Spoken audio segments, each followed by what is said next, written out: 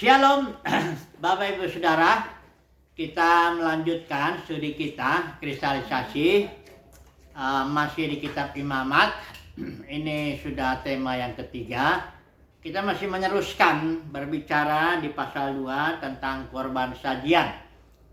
Kemarin kita sudah bahas bahwa korban sajian itu simbol daripada kehidupan atau kemanusiaan Yesus Kristus, ya.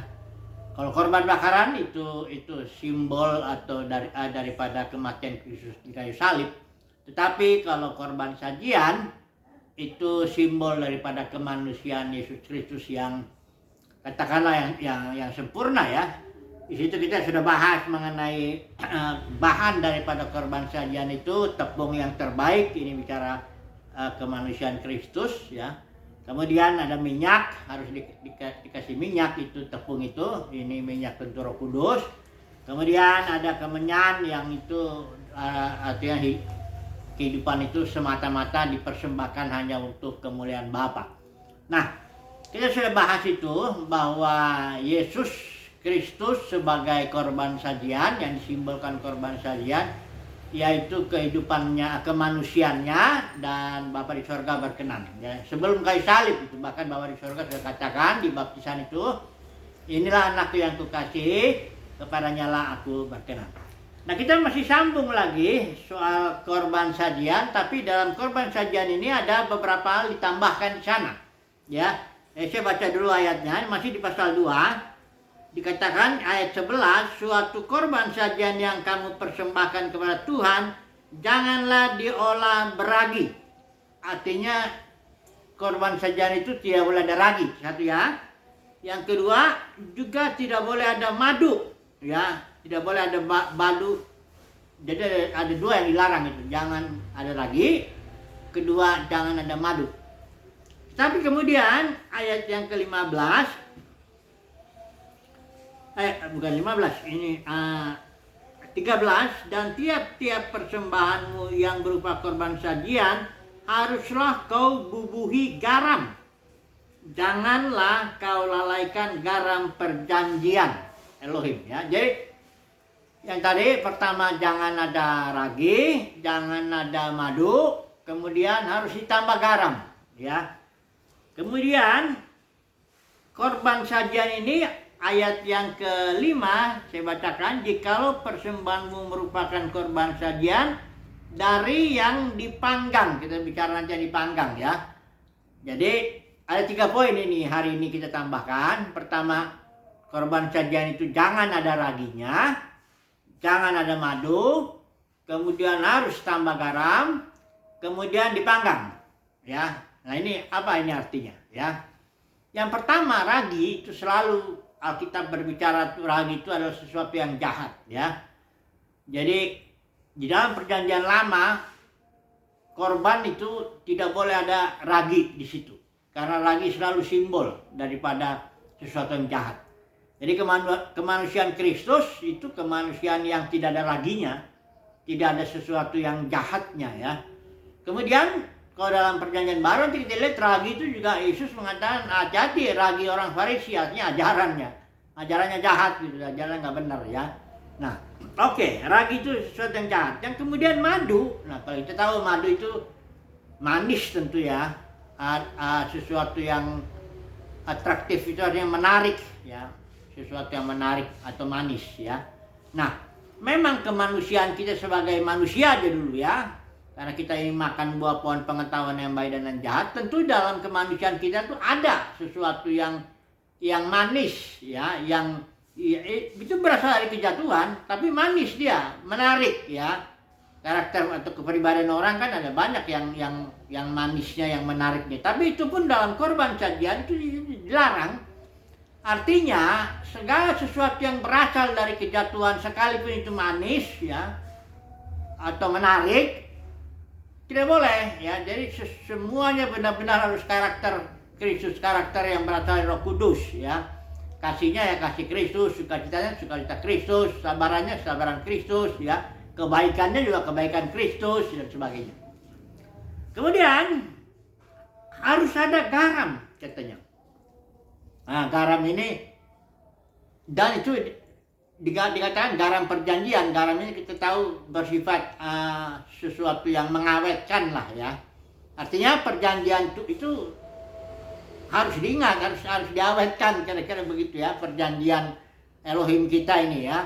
Kemanusiaan Kristus itu dia selalu mengingat perjanjian ya, perjanjian yang apa? Misalnya Musa waktu itu gagal, dia hampir dibunuh itu waktu dia diutus dari mertuanya itu Sipora, yang dia sudah punya istri, ada anaknya, dia mau ke tanah perjanjian ke Mesir, diutus Tuhan.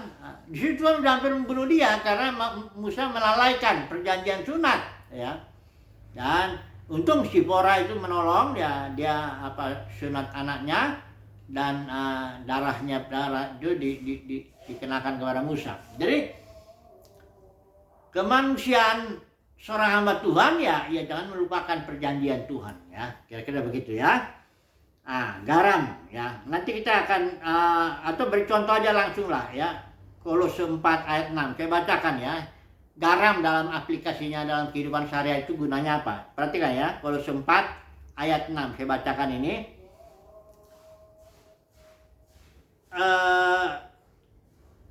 Kolose, ini kok jadi Lukas ya, sorry. Ini Kolose ya. Kolose 4 ayat 6. Saya bacakan. Hendaklah kata-katamu senantiasa penuh kasih, jangan hambar. Ini sebenarnya terjemah teks aslinya artinya harus dibubuhi garam. Terjemahan lain itu jangan hambar, sama aja sebenarnya ya. Sehingga kamu tahu bagaimana kamu harus memberi jawab kepada setiap orang. Jadi perkataan kita atau perkataan Kristus itu pertama dia penuh kasih, dalam arti penuh kasih karunia, tapi juga ada garamnya. Ini saya bercontoh lah di sini ya, di pasal yang keempat ya, Lukas ya. Ini ada perkataan Kristus yang penuh kasih karunia, tapi manusia kadang-kadang senangnya hanya mendengar perkataan yang penuh kasih karunia, tapi tidak mau kalau ada garamnya, ada sesuatu yang asin, tapi sebenarnya itu perlu ya, berguna itu ya. Perkataan yang berguna itu enggak selalu yang enak di telinga. Ini gini, saya beri contoh ya. Ini khotbah Yesus ya. Khotbahnya Yesus itu penuh kasih karunia, tapi juga ada garamnya ya.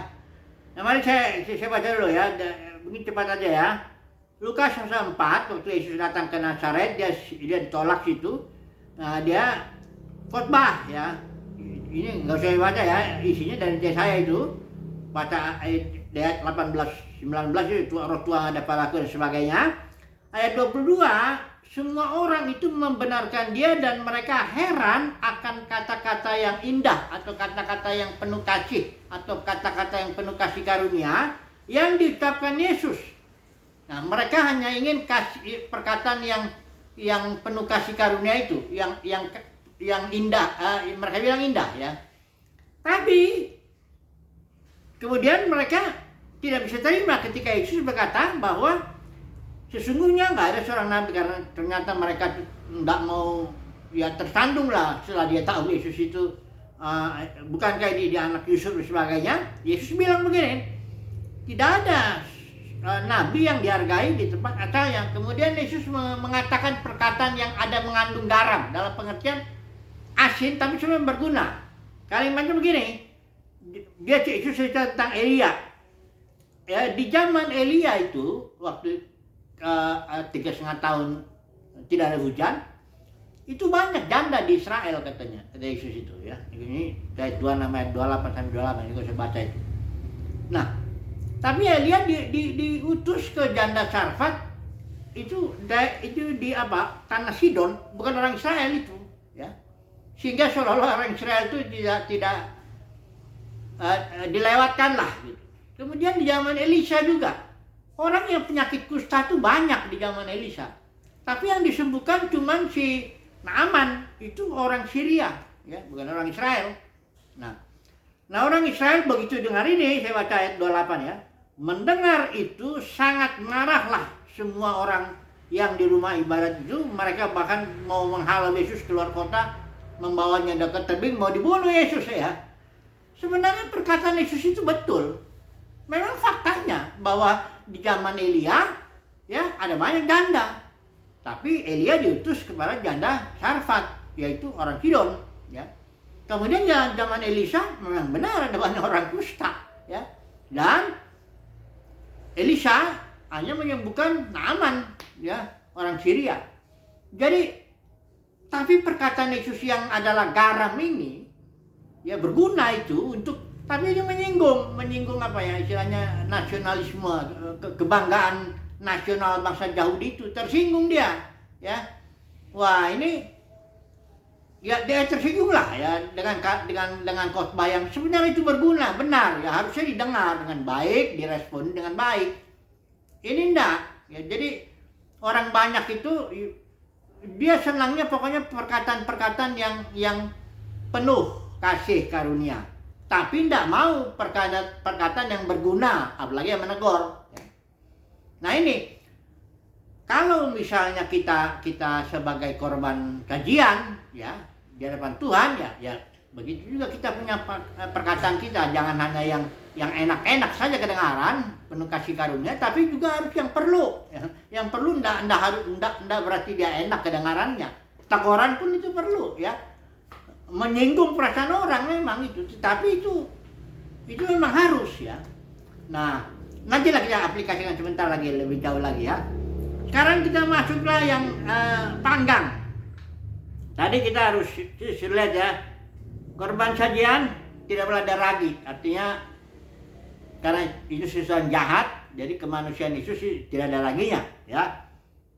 Kemudian tidak ada madu, jadi kemanusiaan Yesus sepenuhnya karakternya itu bukan manis seperti manis kemanusiaan manusia yang udah jatuh, bukan begitu, tapi betul-betul Roh Kudus lah, ya. Kalau Yesus mengasihi, ya kasih Roh Kudus.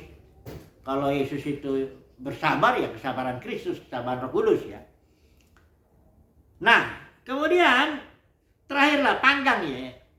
Ini panggang ini berbicara apa? Korban sajian itu harus dipanggang. Ini panggang berbicara proses penderitaan lah, ya. Dipanggang, ya. Ini berbicara ke penderitaan. Bukan penderitaan di kayu salib kalau Yesus itu, tapi penderitaan dalam kehidupannya sebagai manusia. Jadi Yesus itu menderita bukan hanya di kayu salib dia menderita, tapi sepanjang hidupnya sebagai manusia, sebagai korban sajian di hadapan Bapa itu dia menderita. Ya, ya penderitaannya bisa jadi datang dari lingkungannya, ya, yang dalam ministrinya juga dia kan ditentang terus, bahkan dari murid-muridnya juga yang lamban, kadang-kadang salah ngerti, kadang-kadang Yesus bilang pernah juga kurang percaya gitu. Yesus bilang begini, berapa lama aku harus tinggal di tengah-tengah kamu, berapa lama aku harus sabar, ya, terhadap kamu. Atau misalnya kayak Lot lah, ya, itu beri contoh lah. Lot itu orang benar, ya, dan itu dikatakan dia menderita oleh gaya hidup orang-orang sekitarnya. Jadi kalau memang korban di hidup kita sebagai korban sajian, ya memang ada penderitaan itu. Oke lah, kita langsung coba aplikasikan lah, ya, sebagai penutup bagian ini. Bagaimana supaya hidup kita ini kita bisa persembahkan kepada Bapa di sorga sebagai korban sajian yang berkenan tentunya, ya. Yang pertama tadi kita ulang dulu, tidak boleh ada ragi, ya. Jadi kemanusiaan kita, ya kita belajar, tentu semuanya ini kita kan bersandar kepada Roh Kudus, ya. Jangan ada ragi, kejahatan, simpan kejahatan, ya. Atau dalam pengajaran kita jangan kayak orang Farisi, ragi orang Farisi itu kalau ngajar ya mau cari untung lah, atau dia ingin dilihat orang, ya. Dan macam-macam lah, ya, ajaran-ajaran yang menyesatkan, yang mau cari untung, yang ujung-ujungnya ya, kalau ada karya pengaruh ujung-ujungnya duit gitu, ya. Kemudian madu, jangan ada madu. Madu itu untuk kemanusiaan kita yang baik, yang menarik gitu. Kadang-kadang itu kita pakai itu dalam pelayanan untuk menarik orang, ya, perkataan. Tapi jatuh-jatuhnya munafik, ya, karena itu bukan dari Roh Kudus, bukan buah Roh Kudus, ya. Itu sisi kemanusiaan kita yang baik, ya, namanya kita makan buah-buahan pengetahuan yang baik dan jahat, ya, itu ada baiknya. Tapi itu pun nggak boleh, ya, jangan dipakai itu, karena kita ini melayani, ya, harus sepenuhnya, ya, bersandar Roh Kudus, ya, sepenuhnya karakter Kristus kita kembangkan lah, ya. Kemudian harus ada garam perkataan kita. Jadi perkataan kita ataupun khotbah kita atau penyampaian kita sehari-hari dalam firman Tuhan itu jangan cuma penuh kasih karunia aja yang enak-enak ke telinga, ya penuh kasih yang wah Tuhan itu baik. Benar sih, nggak salah itu. Tuhan itu baik, Tuhan itu menolong kita, Dia senantiasa, Dia setia kepada kita sebagai itu semua baik, benar, ya penuh kasih karunia. Tapi harus ditambahkan dibumbui dengan garam. Ya itu sesuatu yang berguna untuk mengawetkan, walaupun kadang-kala menyakitkan bagi telinga orang yang mendengar, bahkan menyinggung, menegur. Itu pun semua berguna, garam, ya. Jadi kita jangan hanya khotbah atau menyampaikan hal yang pokoknya nyenengin orang banyak, ya.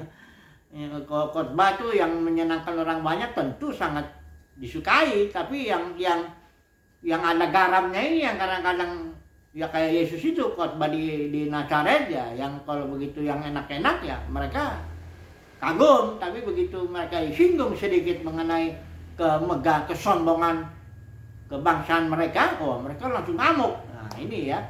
Jadi kita harus belajar berkata-kata atau menyampaikan firman itu harus penuh kasih karunia, tapi juga harus ada garamnya, sesuatu yang bermanfaat, berguna walaupun barangkali tidak menyenangkan. Kemudian dipanggang, ya. Dalam kehidupan kita penderitaan itu sesuatu yang normal lah katakannya. Tidak usah ada sesuatu yang seolah-olah kita harus menghindari atau kaget tanya Tuhan kenapa ini Tuhan begini-begini. Udahlah, memang itu normal lah bagi orang yang mengikut Tuhan, yang mau mempersembahkan hidupnya sebagai korban sajian. Ya normal lah penderitaan itu, hari lepas hari. Makanya Yesus bilang ya tapi cukuplah kesusahan sehari ya cukup sehari, ya jangan dipikirin yang besok-besok itu. Besok ada lagi susahnya. Yang penting hari ini aja dulu lah, ya. Cukup kita tanggung hari ini, dicicil lah. Yang nanggung kesusahan itu dicicil juga. Jangan diborong, ya. Jangan kesusahan besok dibawa tanggung sehari. Hari ini wah repot, ya. Jadi kurang lebih seperti itu kesimpulannya, bahwa jikalau kita mau mempersembahkan hidup kita sebagai korban sajian yang berkenan di hadapan Bapa di sorga, itu tadi ya, jangan ada ragi, jangan ada madu, jangan ada harus ditambah garam, dan kita harus siap mengalami penderitaan. Haleluya, amin.